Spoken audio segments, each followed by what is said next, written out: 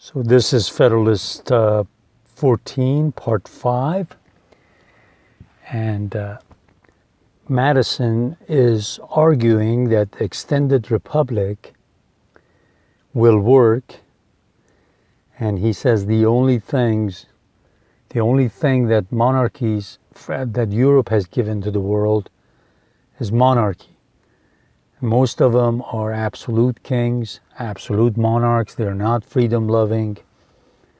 And every once in a while, if there's an okay one, they're not really, really good. And he's thinking of Britain, which he says it's good compared to the rest, but still has problems. But he says, we Americans have discovered that you can have a republic, a representative government, and it can be in a very extended, large republic. It's going to cover 13 states now, but it is set up in such a way that we'll be able to work for other states that will in the future join us. So in the last part, he said that we know by experience from the previous 13 years, from 1774 to 1787, wherever the Congress has been, because it started in Philadelphia and had to move to different places, finally went to New York City. He says wherever it was, even the states that were from the farthest points of this confederation could still make it there and do their job. So under the Union, the same thing can be true too, because it's representative government. You don't have to show up there yourself in person as a voter every time there's a vote, because you've got to carry on with your life. We've come up with this system that you delegate, you give authority to a representative of yours for a certain number of years, for a limited number of years, to cast the vote that would be the best of your interest. So that representative will stay wherever the capital is, and you can carry on with your life. Just as an extension of that, in this other paragraph, he says, now this one I'm just going to read the whole thing, because really it's not too relevant to us in this sense.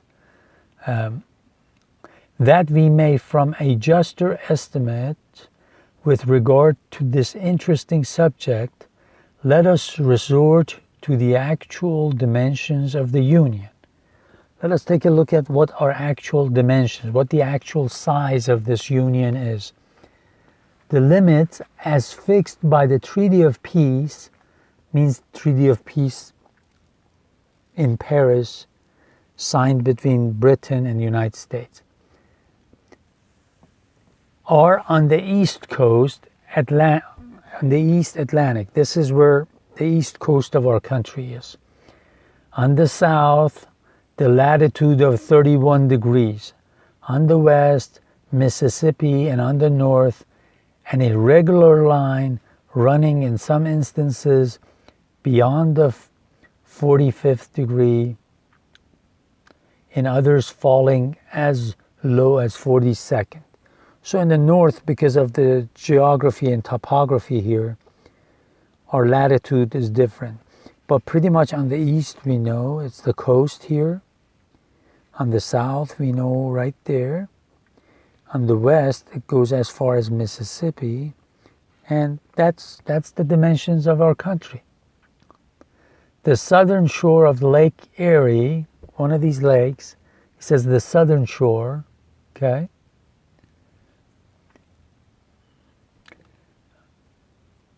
lies below that latitude. Computing the distance between the 31st and 45th degrees, it amounts to 973 common miles. Computing it from 31 to 42 degrees to 764 miles and a half. So however way you look at it, it's either 900 miles or 700 miles, depending on which part you consider to be the northern latitude of the United States. Taking the mean for the distance, the amount will be 868 miles and 3/4. The mean distance from the Atlantic to Mississippi, okay, the average mean distance, does not probably exceed 750 miles. Regardless of wherever you are here, the mean distance, the average distance to Mississippi is not going to be more than 750 miles. On the comparison of this extent with that of several countries in Europe, the practicability of rendering our system commensurate to it appears to be demonstrable.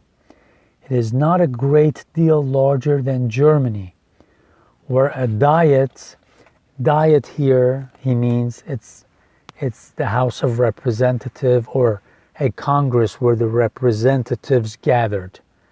That's the word diets. That's what they used it for. Where a diet representing the whole empire is continually assembled. Or then Poland before the late dismemberment, where another national diet was the depository of the supreme power. He says, when you look at these distances and you look at Germany or Poland before the other countries carved it and took parts of it, Poland of a while back ago, he said both of them had national diets, national congresses that would meet at all time without much problem. So that's why he's measuring the distance to say, you compare it with some other places, it is not too huge for a Congress for a capital to be somewhere where everybody can reach it. So all these people who are saying extended republic won't work, they're mistaken. You can have representatives that will stay in the capital and take care of the business like they are supposed to. And then he gives a couple of other examples. By passing by France and Spain, we find that in Great Britain, inferior as it may be in size, the representatives of northern extremity of the island have as far to travel to the National Council as will be required of those of the most remote parts of the Union.